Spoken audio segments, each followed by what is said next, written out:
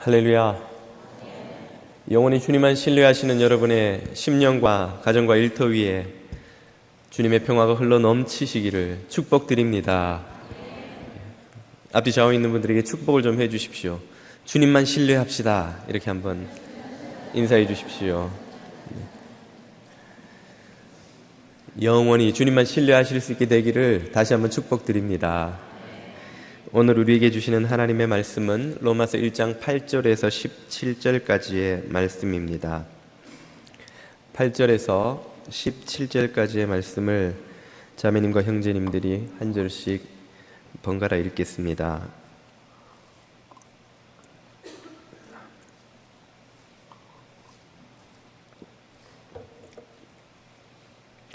읽습니다. 먼저 내가 예수 그리스도로 말미암아 너희 모든 사람에 관하여 내 하나님께 감사함은 너희 믿음이 온 세상에 전파됨이로다. 내가 그의 아들의 복음 안에서 내 심령으로 섬기는 하나님이 나의 증인이 되시거니와 항상 내 기도에 쉬지 않고 너희를 말하며 어떻게 하든지 이제 하나님의 뜻 안에서 너희에게 나아갈 좋은 길 얻기를 구하노라. 내가 너희 보기를 간절히 원하는 것은 어떤 신령한 살을 너희에게 나누어 주어 너희를 견고하게 하려 함이니 이는 곧 내가 너희 가운데서 너희와 나의 믿음으로 말미암아 피차 안위함을 얻으려 함이라. 형제들아, 내가 여러 번 너희에게 가고자 한 것을 너희가 모르기를 원치 아니하노니 이는 너희 중에서도 다른 이방인 중에서와 같이 열매를 맺게 하려 함이로되 지금까지 길이 막혔도다. 헬라인이나 야만인이나 지혜 있는 자나 어리석은 자에게 다 내가 빚진 자라. 그러므로 나는 할 수 있는 대로 로마에 있는 너희에게도 복음 전하기를 원하노라. 내가 복음을 부르짖으려 아니하니 구원을 주시는 하나님의 능력이 됨이라. 먼저는 유대인에게요 그리고 헬라인에게로다. 복음에는 하나님의 의가 나타나서 믿음으로 믿음에 이르게 하나니 기록된 바 오직 의인은 믿음으로 말미암아 살리라 함과 같으니라. 아멘. 여러분 아시다시피 3주 전에 제가 동남아 중국 등의 선교지를 방문하고 왔습니다. 솔직히 말씀을 드리자면 저는 선교지 탐방을 별로 좋아하지 않습니다. 선교지를 방문하고 돌아오면 제 마음이 좀 많이 무겁기 때문입니다. 태국의 치앙마이를 방문했을 때에 세 분의 선교사님 가정이 팀을 이루어서 사역하시는 그 사역지를 방문했습니다. 산지에 사는 소수부족들을 섬기는 사역이었는데요. 이분들에게는 몇 가지 공통점이 있습니다. 첫 번째는 최근에 그 세 가정이 모두 중국에서 추방당한 선교사님들이라는 것이죠. 첫 번째 선교사님이 4년 전에 추방당해서 치앙마이에 먼저 자리를 잡았고요. 태국 서북부 지방에 있는 국경에 가까운 도시입니다. 중국과 가까이 국경을 면하고 있죠. 두 번째로 2년 전에 추방당한 선교사님, 그리고 작년에 추방당한 선교사님이 차례로 그 지역으로 내려오셔가지고 함께 팀을 이루어서 서로 아픔을 보듬으면서 쫓겨난 사람들끼리 힘을 모아 섬기고 계신 것이었습니다. 두 번째 공통점은 그분들이 모두 신대원 시절에 저와 함께 공부했던 동기들이라는 점입니다. 그래서 그분들이 겪고 있는 일이 참 남의 일 같지가 않았습니다. 그 한 분이 그 공항에서 공안에게 잡혀서 구금되었다가 쫓겨나는 이야기를 쭉 들으면서 제 일 같아서 참 태국을 떠날 때 마음이 참 무거웠습니다. 예. 여러분, 제가 원래 좀 감정이 오버되는 사람인 거 아시죠? 감안하고 들어주시면 좋겠습니다. 예. 두 번째로 중국 우르무치 지역을 방문했을 때는 그 B 선교사님 가정과 J 선교사님 가정을 함께 만났습니다. J 선교사님 가정은 저와 오래전부터 아주 가깝게 친분이 있던 분이고 그 사모님은 참 저한테 뭐 친여동생 같은 그런 가까운 선교사님이기도 하고요. 그리고 이제 B 선교사님은 뭐 여러분도 아시겠지만 그 내외분이 모두 우리 교회에서 자라서 중고등부, 대학부 보내면서 함께 수련회 가고 또 함께 단기 선교 다니고 하다가 함께 눈이 맞아가지고 결혼해서 가정을 이루고, 그리고는 주님의 부르심이 있어서 그 선교지 우르무치로 지금 떠나 있는 우리 교회와는 협력 관계를 맺고 계시는 선교사님이기도 한 아주 젊은 선교사님 부부입니다. 이 B 선교사님 부부는 아주 훌륭한 분이라는 것을 제가 뭐 그동안도 듣고는 알고 있었지만 직접 보니까 정말 참 신실하고 씩씩한 모습에 제가 얼마나 자랑스럽고 대견스러운지 몰랐습니다. 일단 훌륭한 점은 애가 셋이라는 것이죠. 그런데 넷째를 기다리고 있다는 거예요. 더 훌륭한 것이죠. 전도가 안 되면 낳기라도 해야 되는데 이분들은 정말 실천을 하고 계시는 훌륭한 분들이고, 참 뭐 저하고 그런 나이는 아니지만 그 젊은 선교사님 네 분을 보니까 꼭 이 뭐랄까요, 우리 평화 사랑이가 자라서 선교지에 가 있는 것 같은 그 네 분 선교사님의 양가 부모님들이 다 우리 교회 교인이다 보니까 더더욱 저한테 그렇게 느껴지는 거예요. 꼭 우리 자식이 나가 있는 것 같은 느낌이 들어서 참 안쓰럽기도 하고 참 대견스럽기도 하고 그랬습니다. 저희가 이동을 하는데 보니까 제이 선교사님이 가지고 계신 뭐 거의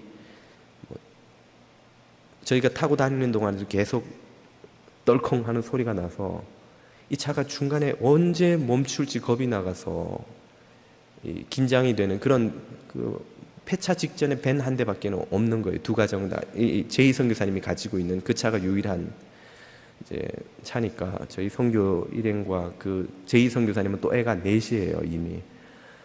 거기다가 그 B 선교사님 가정까지 이동이 안 되니까 이제 또 B 선교사님 가정은 차가 없으니까 이제 그 길을 버스가 있는 데는 버스를 아니면 택시를 타고 다니는 거예요. 그래서 셋째가 갓난아기니까 사모님이 안 사모님이 아기를 안고 또 아빠 선교사님이 그 둘째 놈 안고 좀 큰 놈을 이제 걸리고 이러면서 거리에서 택시를 잡는데 제 마음이 막 조마조마해 죽겠는 거예요. 여러분 미국 사시다가 한국 가면은 운전하는데 깜짝깜짝 놀라시잖아요. 중국 가면 그거는 아무것도 아니거든요. 그냥 뭐 차고 사람이고 없이 그냥 쌩쌩 달리는데 그 도로변에서 택시를 잡으려고 그렇게 애들 갓난아기를 안고 있는 걸 보니까 막 저는 마음이 조마조마해서 막 보지를 못하겠는데 그분들은 괜찮다고 여기 다 이렇게 산다고 그러면서 그냥 씩씩하게 그러고 있는 거예요. 참,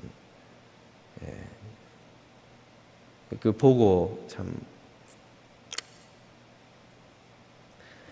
어쨌든 돌아서 나오는데 참 마음이 무거웠습니다. 제 마음이 무거운 이유는 이런 것입니다. 신학을 공부하는 사람들은 신대원 다닐 때 누구나 그런 고민을 하기 마련입니다. 하나님이 나를 선교지로 부르시나 목회지로 부르시나 아니면 학교 강단으로 부르시나. 그 고민과 기도 끝에 나를 목회지로 부르신다고 믿는 사람들은 저처럼 이렇게 목사가 되어 있는 것이고, 선교지로 부르신다 믿는 이들은 그 길로 가는 것이죠. 종종 저는 그 문제를 주님의 입장에서 생각을 해봅니다. 어차피 누군가는 선교지로 누군가는 목회지로 가야 되는데 이 일꾼들 중에 누구를 선교지로 보내고 누구를 목회지로 보낼 것인가 고민되지 않으시겠어요? 주님도 기왕이면 좀 강하고 튼튼하고 잘 버텨내는 놈들을 보내야 되겠다. 그래서 누군가는 선교지로 보냄을 받고 또 누군가는 목회지로 누군가는 학교 강단으로 보냄을 받는 것이 아닌가. 저는 그런 생각을 자주 해봅니다. 그래서 선교지를 방문하고 돌아올 때마다 드는 생각은 저 자리가 내가 있었을지도 모를, 혹은 내가 있었어야 했었을 자리인데 저분이 지금 내 대신에 땀을 흘리고 수고하고 계시는구나. 그런 생각이 들어서 마음에 부채감이 사라지지 않는 거예요. 빚진 마음이. 우르무치는 또 다른 지역보다 더 어려워서 중국 공안의 감시와 또 이슬람 사회의 그 거부감을 함께 감당해야 하는 이중고 속에 있는 도시입니다. 그래서 그런지 그냥 그 도시의 공기가 너무 무겁게 느껴지는 거예요. 앞에 방문했던 때보다 훨씬 무겁고 좀 힘들게 느껴지는 곳이었는데, 좀 뭐 베테랑 선교사님들이 계시면 좀 마음이 덜 쓰이겠는데, 젊은 선교사님 네 분이 수고하시는 걸 보니까 그러고도 쌩글쌩글 웃으면서 섬기시는 것을 보니까 참 제 마음에 그 부채감이 사라지지 않는 것입니다. 빚진 마음이 계속 드는 거예요. 이런 빚진 마음 때문에 저는 사도 바울이 가지고 있었던 그 부채감을 조금은 이해할 것 같습니다. 사도 바울도 평생을 이 부채감 속에서 빚진 자의 마음으로 살았던 사람이죠. 그의 고백을 오늘 본문 14절에서 한번 들어보십시오. 헬라인이나 야만인이나 지혜 있는 자나 어리석은 자에게 다 내가 빚진 자라, 빚진 자라. 빚을 졌다는 거예요. 아니, 헬라인, 야만인 그 사람들을 바울이 언제 봤다고 그 사람들에게 빚을 졌다는 말입니까? 정확히 말하면 바울은 그들에게 빚을 진 것이 아니라 주님께 빚을 진 것이죠. 바울이 진 그 빚은 어떤 것입니까? 우리가 잘 아는 것처럼 바울은 사도로서 살아가기에는 치명적인 약점을 가진 사람입니다. 그것은 그의 경력에 참 씻을 수 없는 오점이라고 할 수 있는데요, 바로 교회를 박해한 박해자였던 것이죠. 혹독한 박해자로서 많은 그리스도인들을 잡아다가 감옥에 가두고 고문하고 교회를 부수는 것을 그의 사명으로 알았던 사람이었습니다. 그가 회심한 것도 사실은 다메섹에 있는 기독교 공동체를 파괴하러 가는 길에 주님을 만난 것이 아닙니까? 이것은 바울의 평생에 쫓아다니는 오점이 되었습니다.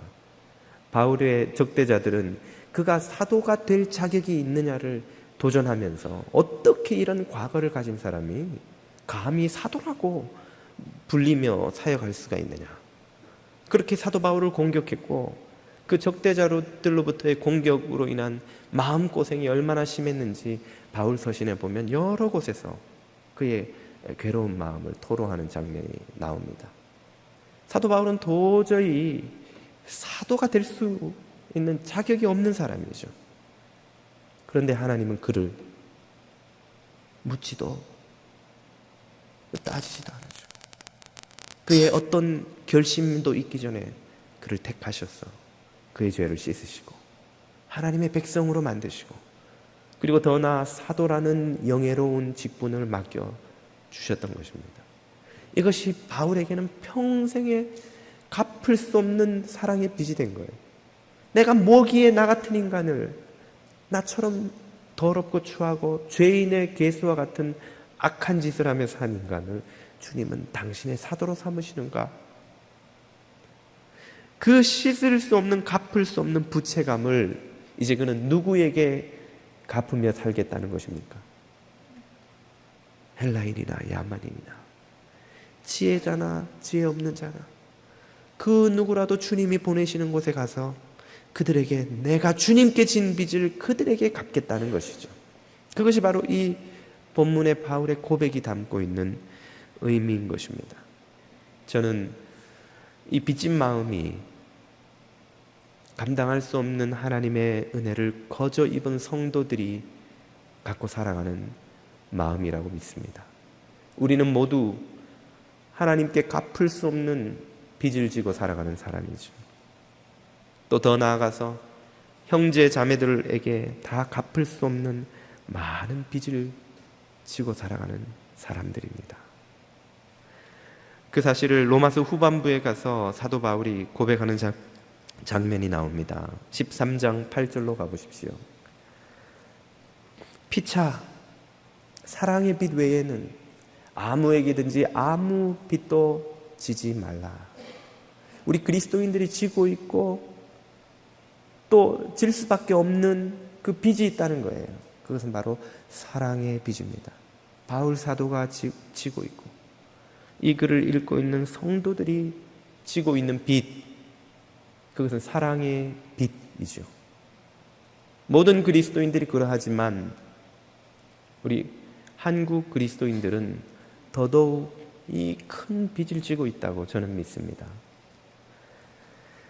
지금부터 130년 전인 1885년 4월 5일 호러스 그랜트 언더우드 목사가 26세의 나이로 조선 땅의 최초의 장로교 선교사로 발을 디딥니다.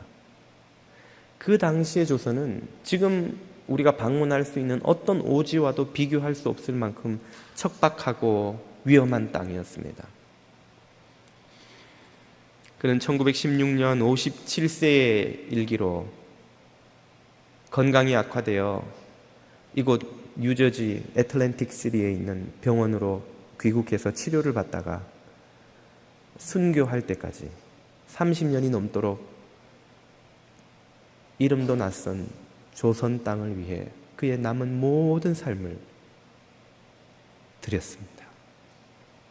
정동교회와 같은 교회들을 세우고 연희 전문학교 같은 교육기관들을 설립하고 성경을 번역하고 북한 땅을 여러 번 여행하며 전도하고 그리고 일제 총독부의 비난을 받아가며 독립운동을 후원하는 등 이 조선 땅을 사랑하기 위해 그의 삶을 남김없이 쏟아부은 선교사였습니다.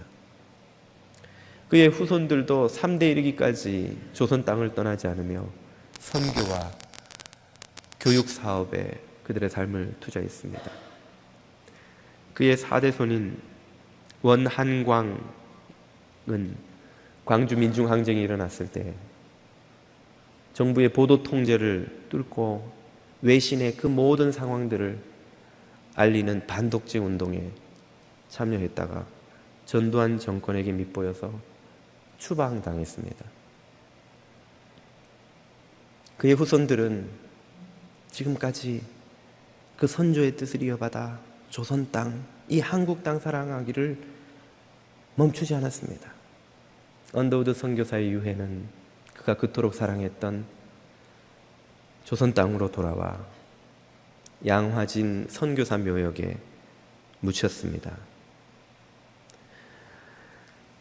오늘날 우리가 누리고 있는 이 복음과 자유와 풍요는 언더우드 선교사와 같은 수많은 이름 없는 선교사들의 수고와 희생에 빚을 지고 있는 것입니다. 그러므로 우리가 오늘 제3세기에 나아가 복음을 전하고 봉사를 하고 무엇인가를 나누어 주는 것은 사실상 우리의 것을 베푸는 것이 아니라 우리가 받은 것을 돌려주는 것입니다. 우리가 입은 사랑의 빚을 갚아나가는 것이죠. 다 갚을 수 없는 그 사랑을 조금씩이라도 돌려주는 것이지 우리의 것이 아니라는 것을 깨달아야 합니다. 마태복음 10장 8절은 이렇게 말씀하시죠. 너희가 거저 받았으니 거저 주어라. 우리가 누리는 것은 다 한없는 하나님의 사랑으로 이런 믿음의 선배들의 수고와 희생으로 거저 받은 것입니다. 그 거저 받은 것을 우리는 나눌 뿐인 것이죠. 사도 바울은 이런 빚진 자의 마음을 가지고 로마로 가려고 하고 있는 것입니다. 그가 로마로 가려는 그 일정을 소개하는 장면을 보십시오. 10절입니다. 어떻게 하든지 이제 하나님의 뜻 안에서 너희에게로 나아갈 좋은 길 얻기를 구하노라. 형제들아, 내가 여러 번 너희에게 가고자 한 것을 너희가 모르기를 원하지 아니하노니 이는 너희 중에서도 다른 이방인 중에서와 같이 열매를 맺게 하려 함이로되 지금까지 길이 막혀노라. 길이 계속해서 막히는데도 사도 바울이 로마로 굳이 가려고 하는 이유가 무엇입니까? 11절에 그 이유를 이렇게 밝힙니다. 내가 너희 보기를 간절히 원하는 이유는 어떤 신령한 은사를 너희에게 나누어 주어 너희를 견고하게 하려 함이니.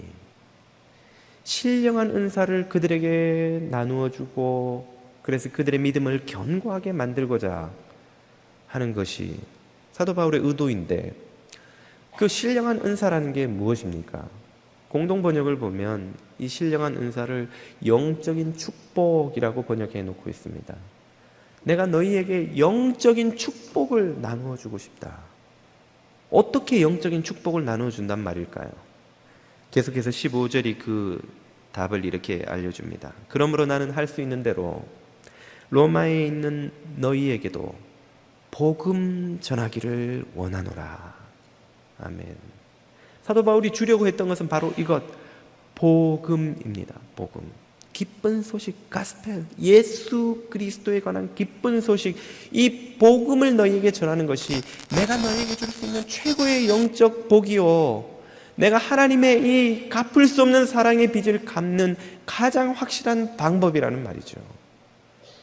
복음은 우리에게 최고의 복을 주는 선물입니다. 우리가 생각할 때 좋은 선물은 돈, 성공, 명예, 지위, 평판과 인기, 혹은 아픈 사람들은 건강이 회복되는 것, 그 모든 것이 다 좋은 것이고 그것이 있어 나쁠 것이 없습니다만은 문제는 그것 어느 것도 복음과 같이 참되고 영원한 복을 주지 못한다는 것입니다. 그것들이 주는 모든 복은 유한한 것이며 지나가 버리는 찰나와 같은 것이며 심지어 어떤 경우는 그것이 복보다 더 많은 근심과 고통을 안겨준다는 것이죠. 우리는 돈을 많이 벌면 좋을 줄 알지만 어떤 경우는 돈이 기쁨보다 근심을 더 많이 가지고 올 때가 있습니다. 그 돈 때문에 밤잠을 자지 못하고, 그 번 돈을 어떻게 하면 지킬까 근심, 걱정, 노심초사하느라 마음에 평안이 없고, 그 돈 때문에 형제와 원수가 되고, 그 돈 때문에 친구를 잃어버리고, 그 돈 때문에 인간성을 상실하고, 부도, 명예도, 지위도 모든 것이 마찬가지입니다. 아픈 이에게 건강이 회복되는 것만큼 더 큰 복이 어디 있습니까? 그러나 그런 건강 회복의 복조차도 우리가 깨달아야 하는 것은 한시적이라는 것입니다. 어떤 사람도 건강이 회복된 후 영원히 사는 이가 없습니다. 결국은 조금 먼저 갈 것을 조금 연기시켜 주는 것일 뿐이지, 오늘 내가 건강이 회복되었다고 해서 언젠가 가야 할 그 길을 면제받을 수 있는 사람이 누구입니까? 그 어떤 복도 참되고 영원한 복이 되지 못한다는 것이죠. 오직 복음만이 우리에게 변하지 않고 썩지 않고 쇠하지 않는 영원한 복을 주시는 하나님의 축복인 줄 믿습니다. 그래서 16절은 이렇게 말하죠. 내가 복음을 부끄러워하지 아니하노니, 이 복음은 모든 믿는 자에게 차별이 없이 인종의, 민족의, 출신의, 성의, 계층의, 지위의, 부의, 소유, 여부와 상관없이 차별이 없이 모든 이들에게 구원을 주시는 하나님의 능력이 됨이라. 세상에 이런 복은 없습니다. 지위, 고하, 계층, 출신, 인종, 민족을 구별하지 않고 모든 이에게 주는 그런 복은 없습니다. 모든 복은 차별이 있죠.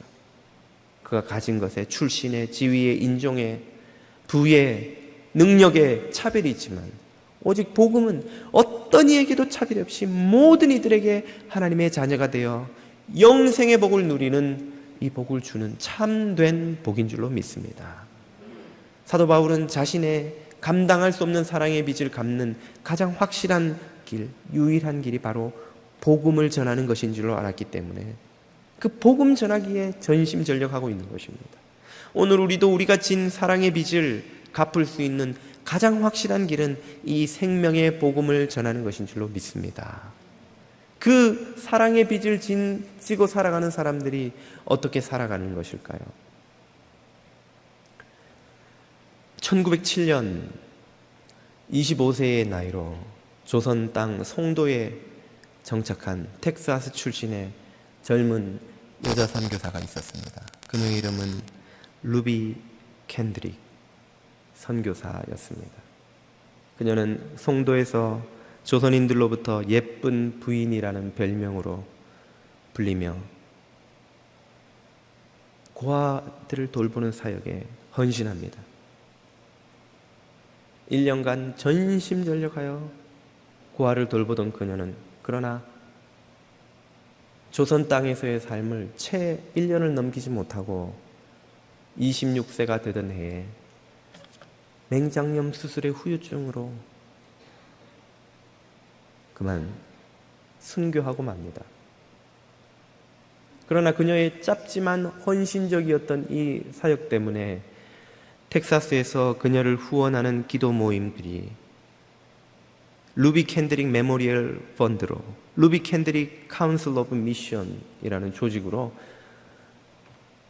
발전하여서 그녀의 생전의 소원대로 20명이 넘는 젊은이들을 조선 땅으로 파송하게 됩니다. 그녀가 살아있는 동안 고향으로 보낸 편지 중에 일부를 좀 읽어드릴까 합니다. 그녀가 부모님에게 보낸 편지의 한 대목입니다. 아버지 어머니 이곳 코리아 조선 땅에 오기 전 집들에 심었던 꽃들이 활짝 피어났다는 소식을 들었을 때 하루 종일 집 생각만 했습니다. 이곳은 참 아름다운 곳입니다. 저는 복음을 듣기 위해 20km를 맨발로 걸어오는 어린아이들을 보았을 때 그들 안에 있는 하나님의 사랑으로 인해 오히려 위로를 받았습니다. 그러나 한편으로는 탄압이 점점 심해지고 있습니다. 그저께는 주님을 영접한 지 일주일도 안 된 서너 명이 끌려가 순교했고 토마스 선교사와 제임스 선교사도 순교했습니다. 선교본부에서는 철수하라고 지시했지만 대부분의 선교사들은 그들이 전도한 조선인들과 아직도 숨어서 예배를 드리고 있습니다. 그들은 모두 순교할 작정인가 봅니다. 오늘 밤은 유난히도 고향으로 돌아가고 싶습니다. 부두에서 저를 끝까지 말리셨던 어머니의 얼굴이 자꾸 제 눈앞에 어른거립니다. 어쩌면 이 편지가 마지막이 될 수도 있습니다. 저는 이곳에 작은 씨앗이 되기로 결심했습니다. 저는 이 땅에 저의 심장을 묻습니다. 바로 이것은 조선에 대한 제 열정이 아니라 조선을 향한 하나님의 열정이라는 것을 알게 되었습니다. 아버지, 어머니 사랑합니다.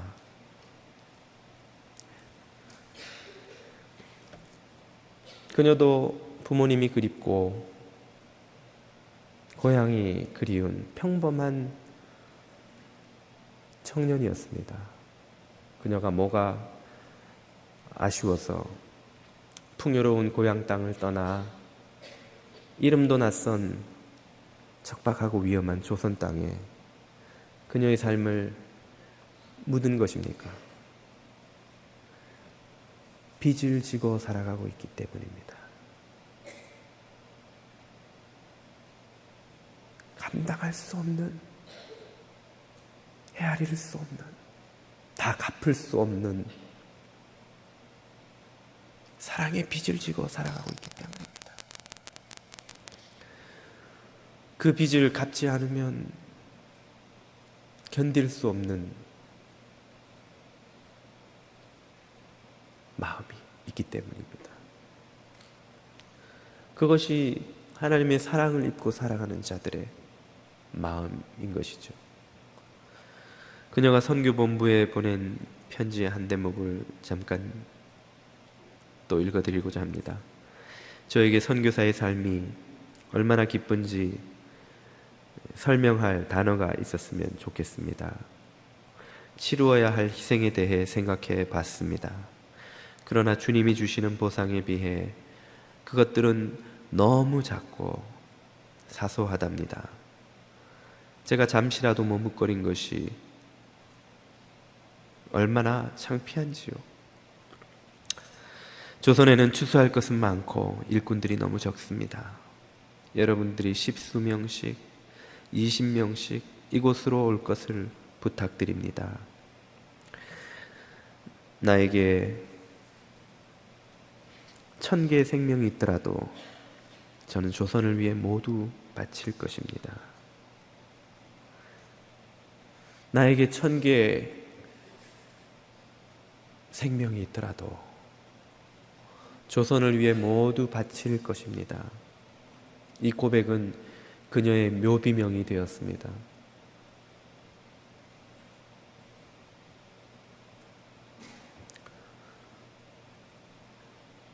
주님의 사랑의 빚을 지고 살아가는 인생이,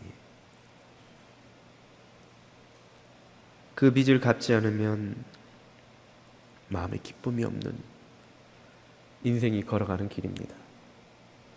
오늘 저와 여러분 모두가 이런 빚을 지고 살아가고 있지 않는지요?